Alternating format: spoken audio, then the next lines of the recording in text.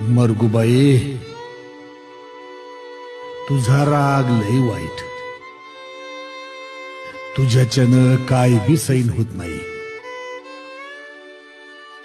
एकदा का तुझा फेरा आला का जगाचा नाश झालाच. पर आता माझ्या माघारी माझी मुलं बाळ इथं राहणार. ती इथं फिरणार, खेळणार, बागडणार. ध्यानात ठेव, त्यांचा धक्का लागला, चुकून पाय लागला तर सांभाळून घे. राग धरू नगस. मामा, अहो असं काय बोलतायचा? मला बाळत व्हायचं आहे म्हणून जागा शोधतोय म्या. काय रे, 1966 सालचा ह्यो मे महिना नव.